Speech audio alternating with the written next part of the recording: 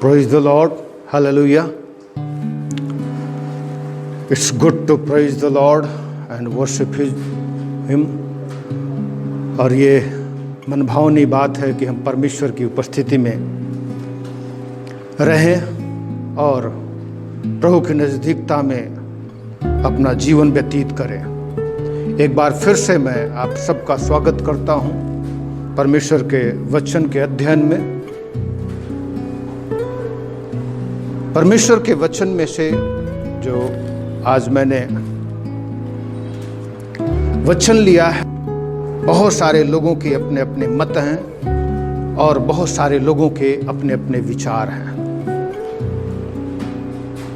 यहाँ तक कि उस समय की कलीसिया में भी तमाम लोगों के पास ये प्रश्न बने रहते थे और आज भी बहुत सारे लोगों के पास ये प्रश्न बना रहता है। और प्रश्न क्या है कि क्या यीशु मसीह वास्तव में मुर्दों में से जी उठा है? ये सवाल, ये प्रश्न लोगों के दिमाग में बना रहता था और आज भी बहुत सारे लोगों के दिमाग में ये प्रश्न बना हुआ है। यहूदियों के और अन्य जातियों सबके मन में ये प्रश्न है कि क्या यीशु मसीह मुर्दों में से जी उठा है? यहूदियों में तो आज भी प्रचलित है कि यीशु मसीह जी नहीं उठा है, परंतु उसके चेले उसे उठा करके ले गए हैं। क्योंकि उसका स्रोत हम देखते हैं, जब परमेश्वर का वचन पढ़ते हैं तो यहूदियों से जाकर के जब उन रक्षा करने वाले जो उसमें तैनात थे सिपाही, उसमें कब्र में पहरा दे रहे थे, उन्होंने जाकर के जब शास्त्रियों और फरीसियों और उस समय के प्रधानों से कहा कि यीशु मसीह तो मुर्दों में से जी उठा है, तब उन्होंने कहा, उन्होंने उन्हें पैसा दिया और कहा ये अपना मुंह बंद रखो और जब तुमसे कोई पूछे तो जा करके बोल देना कि उसके चेले उसे उठा करके ले गए हैं। तो इस प्रकार से लोग यीशु मसीह को मुर्दों में से जीवित नहीं मानते हैं कि वो मुर्दों में से जी उठा है। बहुत सारे लोग आज भी मानते हैं कि यीशु मसीह को क्रूस पर चढ़ाया ही नहीं गया, उसके किसी पुतले को क्रूस पर चढ़ाया गया है।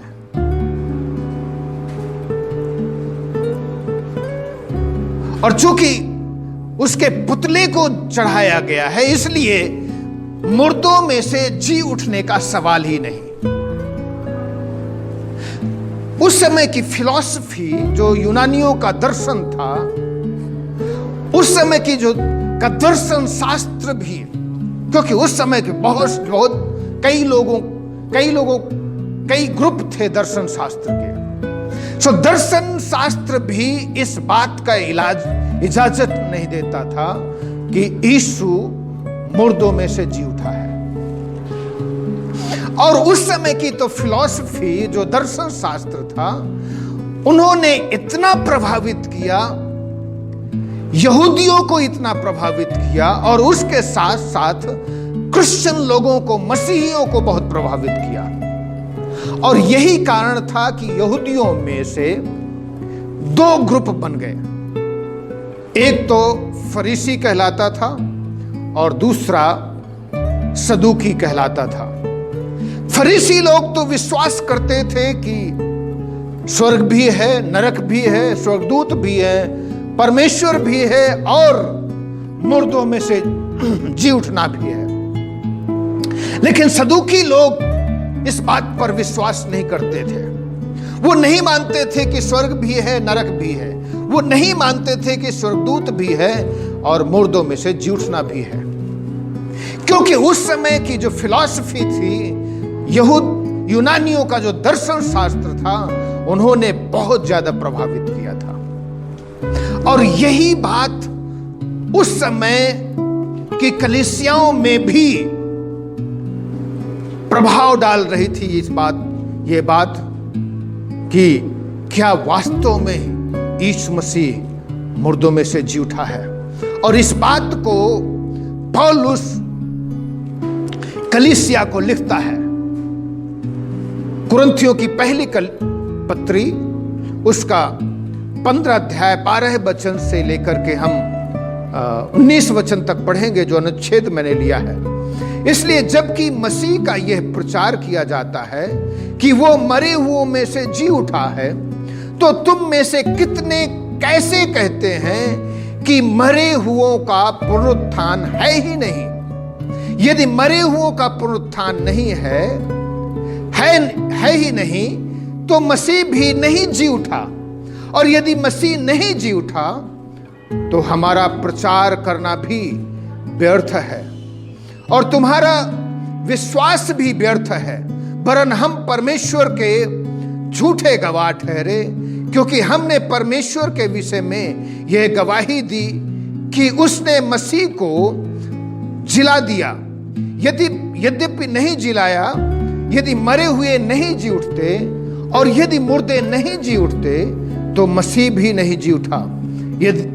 यदि मसीह नहीं जी उठा तो तुम्हारा विश्वास व्यर्थ है और तुम अब तक अपने पापों में फंसे हो।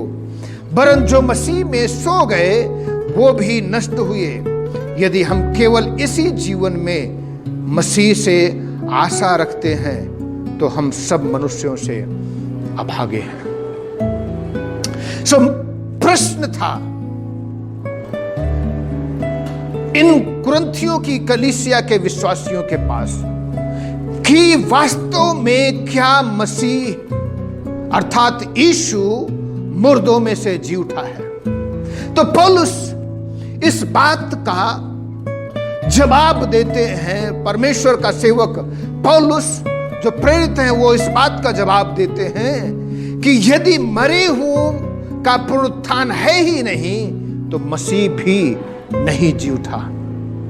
इसका मतलब यह है परमेश्वर का जो वचन है वो व्यर्थ है, क्योंकि मसीह नहीं जी उठा है। तो जो परमेश्वर ने प्रतिज्ञाएं की हैं, परमेश्वर ने की जो वाचाएं हैं, वो सब बेकार है, व्यर्थ में है। पहली कुरिन्थी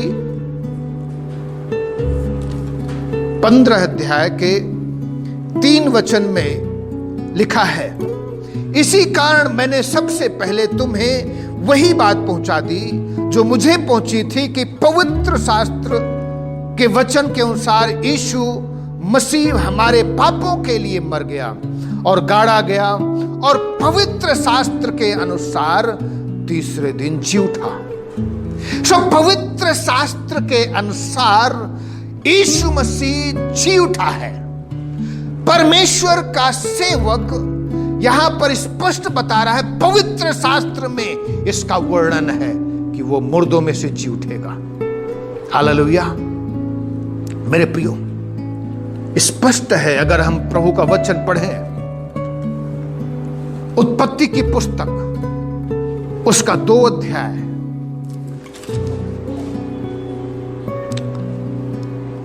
17 वचन में इस प्रकार से 16 वचन से हम 15 से पढ़ते हैं। तब यहोवा परमेश्वर ने आदम को लेकर अदन की वाटिका में रख दिया कि वो उसमें काम करे और उसकी रक्षा करे। यहोवा परमेश्वर ने आदम को यह आज्ञा दी, तू वाटिका के सब वृक्षों का फल बिना खटके खा सकता है, पर भले या बुरे के ज्ञान का जो वृक्ष है उसका फल तू कभी ना खाना, क्योंकि जिस दिन तू उसका फल खाएगा उसी दिन अवश्य मर जाएगा। परमेश्वर कह रहा है जिस दिन फल को खाएगा उसी दिन तू अवश्य मर जाएगा। स्पष्ट है परमेश्वर ने मनुष्यों को जो बनाया था वो मरने के लिए नहीं बनाया था, परंतु इसलिए बनाया था कि उसके साथ सदैव रहे उसके साथ सदैव वास करे। यीशु मसीह ने यूहन्ना 3 अध्याय के 16 वचन में स्पष्ट कहा, परमेश्वर ने अपने इकलौते पुत्र को इस पृथ्वी में इसलिए भेज दिया ताकि जब मनुष्य लोग उस पर विश्वास करें तो नाश ना हो परंतु अनंत जीवन पाए। परमेश्वर का पुत्र इसलिए इस पृथ्वी में आ गया। हमने देखा पवित्र शास्त्र के वचन के अनुसार यीशु मसीह हमारे पापों के लिए मर गया। He died for our sin। वो हमारे पापों के लिए मर गया। उसने हमारे पापों को अपने ऊपर ले लिया। जो दंड हमें उठाना था पाप के कारण, उस दंड को उसने अपने ऊपर ले लिया। जो दर्द पीड़ा, जो मृत्यु हमें मिलनी थी, यीशु मसीह ने उसको अपने ऊपर ले लिया और वो हमारे पापों के लिए मर गया। हमारे पापों के लिए उसने दर्द और पीड़ा सही। और लिखा है दूसरा पवित्र शास्त्र के अनुसार तीसरे दिन जी उठा। यीशु मसीह ने घोषणा की थी कि वो मुर्दों में से जी उठेगा और वो जी उठा है मेरे प्रियो। इसलिए पौलुस कहता है यदि उसका जी उठना बेकार है तो तुम्हारा विश्वास बेकार है, परमेश्वर का पवित्र शास्त्र बेकार है, सब कुछ बेकार है। और यदि अभी भी बेकार है तो हम से अभागा कोई नहीं, क्योंकि अभी तक हम पाप में ही जीवन व्यतीत कर रहे हैं और हम उस अंधकार में डाले जाएंगे जहां रोना और दांत पीसना है। अंतिम जो वचन है, यदि हम केवल इसी जीवन में मसीह से आशा रखते हैं तो हम सब मनुष्यों से अभागे हैं। यदि हम इसी जीवन की आशा रख रहे हैं यीशु मसीह से, कई लोग हैं जो प्रभु के पास आते हैं, सिर्फ चंगाई पाते हैं, छुटकारा पाते हैं, आश्चर्य कर्म का करते हैं, बात का अनुभव करते हैं और इस पृथ्वी में ही सब कुछ अनुभव करते रहते हैं मेरे प्रियो। बस चंगाई चमत्कार छुटकारे के लिए बने रहते हैं। उनका उद्देश्य उस अनंत जीवन के लिए नहीं है। लेकिन मेरे प्रियो, यीशु मसीह आपके पापों के लिए मारा गया है। इसलिए हम लोग मन फिराएं, पापों से पश्चाताप करें ताकि हम प्रभु के पास लौट आए और उस अनंत जीवन में प्रवेश करें जिसके लिए प्रभु हमारे लिए मरा और वो मुर्दों में से जी उठा है। हम लोग भी उसके साथ रहेंगे, उसके साथ जीवन व्यतीत करेंगे, अनंत काल में उसके साथ रहेंगे। आइए हम छोटी सी प्रार्थना करेंगे। परमेश्वर पिता, मैं प्रार्थना करता हूं अपने सभी प्रिय लोगों के लिए जो प्रभु तेरा वचन सुनते हैं। परमेश्वर, तूने इस पृथ्वी में जन्म लिया, तूने हमारे पापों को अपने ऊपर ले लिया, मृत्यु सह ली और तू मुर्दों में से जी उठा है ताकि हमारे लिए आशा हो कि हम भी तेरे पास रहेंगे। और तूने कहा मैं तुम्हारे लिए घर बनाने जाता हूं ताकि जहां पर मैं रहूं तुम्हारे साथ तुम भी वहीं पर रहो। परमेश्वर पिता, मैं प्रार्थना करता हूं प्रभु हम अपने पापों से मन फिरा लें, प्रभु तेरी ओर लौट आए और तुझे अपने जीवन का उद्धार करता मुक्तिदाता करके ग्रहण कर सके। परमेश्वर, हम तेरा आशीष का हाथ चाहते हैं, तेरे सारे आश्चर्य कर्म चाहते हैं। यदि कोई बीमार है प्रभु इस समय तू अपना हाथ बढ़ा दे और स्पर्श कर और छू करके चंगा कर दे, तो आश्चर्य कर्म कर। धन्यवाद करते तूने प्रार्थना को सुना है, यीशु के नाम से मांगते हैं, आमीन। God bless you, have a great day.